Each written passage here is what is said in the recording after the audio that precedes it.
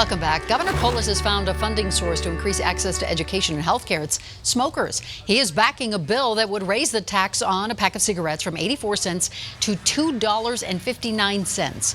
Vaping liquid would also be taxed, with the tax money going toward expanding access to preschool and lowering patient costs at hospitals.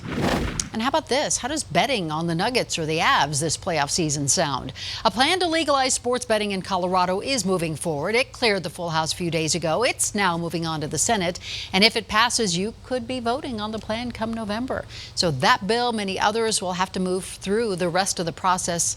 And we're talking fast. The current session of the Colorado legislature is supposed to end on Friday, and Marianne Goodland of ColoradoPolitics.com is on top of it all. So yes, we know the clock is ticking. We have a lot to talk about. But first of all, a big win for the governor right now. Yes, on Friday, the Colorado State Senate, on a unanimous 35-0 vote, approved his top legislative priority, which is full-day kindergarten that is paid for by the state. Okay, so that was big, but we talked about the vaping bill. That was not the legislature's doing, was it? No, that was something that the governor came up with the assistance of Kent Thiry, who is the CEO of DaVita, the dialysis company. And that's a kind of an interesting story, too. Kent Thiry and his wife are both very involved and interested in preschool, after-school things. And in fact, he has put forth a ballot measure to force the Department of Education to start paying for some of these things. And the ballot measure that the governor is putting forward is something of an agreement that if they do this, that Thiry will not run his ballot measure. Interesting. Okay, let's move on to the paid leave bill. What's happening with that? What's the status? The paid leave bill took a very big turn this week. It has been opposed by the business community pretty much since day one. And what happened this week is that the sponsors, knowing that they didn't have the votes to get it out of the Senate, that's really what the bottom line was. There were not enough Democrats who were going to vote for it. Decided to pull it back and turn it into an implementation study, although they have been adamant that the timeline for setting up paid family leave is not going to change just because they've hit this roadblock, and they will have to bring this bill back next year. So the legislature working over the weekend, that is unprecedented? It is, and at least in the 2 decades plus that I've been down there, and I did a lot of checking to see when was the last time that they actually scheduled a Saturday session. Hasn't happened in decades that I'm aware of.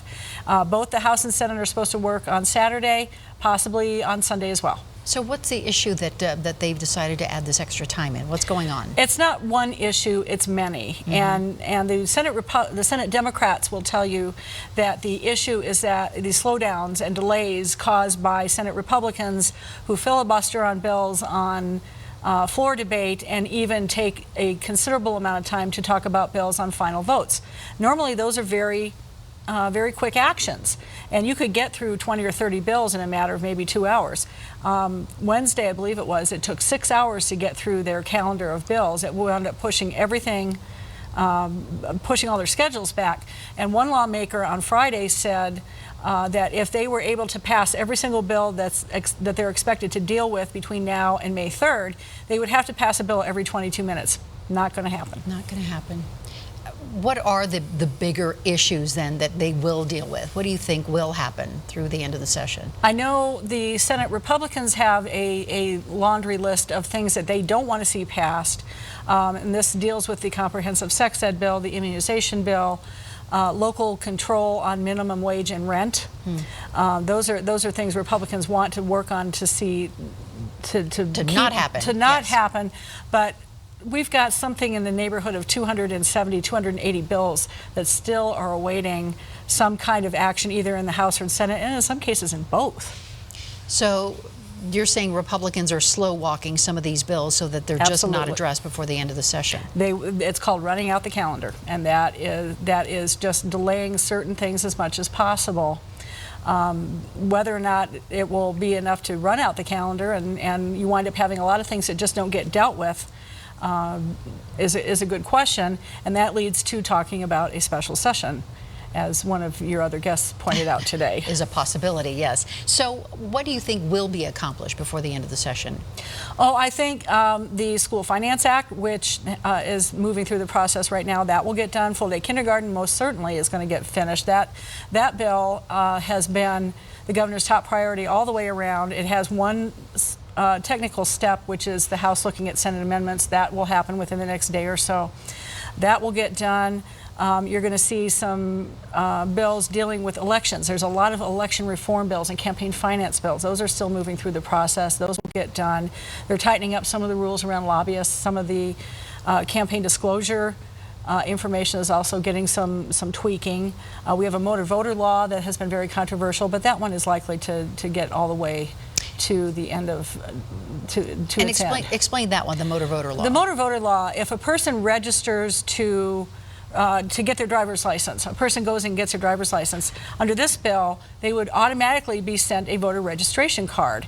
They would be listed as unaffiliated, and in order to not be registered to vote, they would have to send that card back. If they don't send it back, they're automatically registered, and those who are of age to vote, are legally allowed to vote, would be registered to vote. Republicans claim that this is opening the door to fraud. Okay, but you're thinking that one will go through the state legislature. It's got strong support among the Democrats, and that's really all it needs. Interesting. All right, Marianne Goodland, thank you so much. We'll see about a special session. I know you'll keep us up to date on what happens with that possibility. So listen, if you ever have a question or a segment idea, just tweet us at Denver7Politics. And you can always watch today's segments anytime at thedenverchannel.com/Politics Unplugged. Thank you so much for joining us, and we will see you back here next Sunday for another edition of Politics Unplugged.